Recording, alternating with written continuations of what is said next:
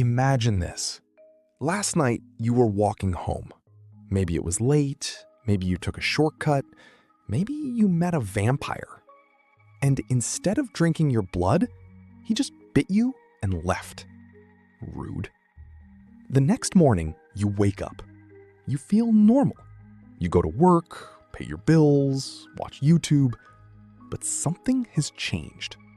You will never age again. You are 30 years old forever. No wrinkles, no gray hair, no back pain. Well, maybe still some back pain. But how long would it take before someone noticed? And more importantly, how do you spend forever pretending to be human? Honestly, nothing happens. People in their 30s already look wildly different. Some people look 25. Some look 47. Some have discovered sunscreen. Others have discovered cigarettes. For the first 5 years, nobody notices.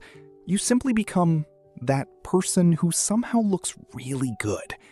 Your friends ask, "What's your skincare routine? What's your diet? Are you exercising?" You answer, "Actually, I was attacked by Dracula." Nobody laughs, because they're genuinely waiting for the skincare answer. Now you're 40, except you still look 30. Your friends have wrinkles.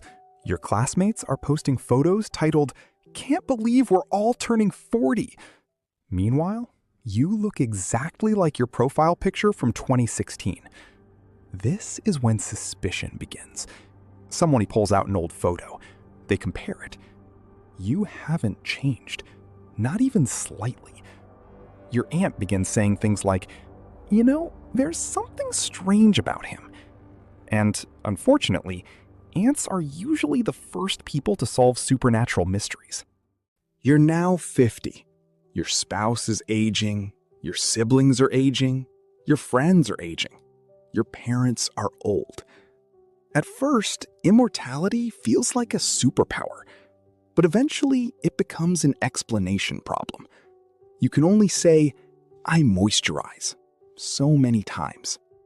This is probably the hardest part. Everyone you love gets older. Everyone changes. Everyone eventually dies. You remain exactly the same. Would you still fall in love? Would you keep making friends? Or would relationships become painful? Imagine attending the funeral of your best friend, then your next best friend, then another, and another. At some point, you may stop introducing yourself.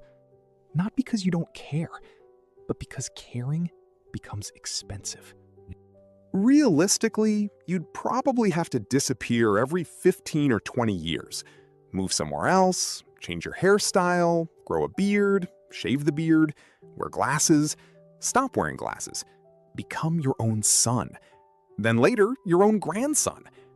At some point, paperwork becomes terrifying. Imagine trying to explain to the government why your birth certificate says you are 70, yet your face disagrees. You might eventually fake your death, which would make your funeral extremely awkward, especially if you attend it. You live long enough to watch cities disappear, languages change, countries collapse, technology evolve. Eventually, you become a person from another century. You'd tell people, "Back in my day," and your day would actually be 2026. You'd explain smartphones, social media, streaming services. People might look at you the same way we look at someone describing life in 1720. You become living history. The strange thing about immortality isn't that you outlive everyone. It's that eventually, nobody shares your past. Nobody remembers your childhood. Nobody remembers your parents. Nobody remembers your first love. Even your memories become lonely. You slowly become the only witness to your own life. Maybe aging isn't simply the process of getting older. Maybe it's the process of growing together.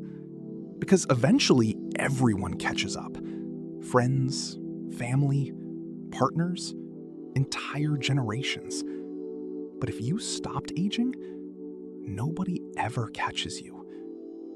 And perhaps the reason our lives feel valuable isn't because they're long, it's because they end. Because if you truly had forever, you might spend centuries waiting for tomorrow. And in the end, the vampire may not have given you eternal life. He may have simply taken away your ability to grow old with everyone else.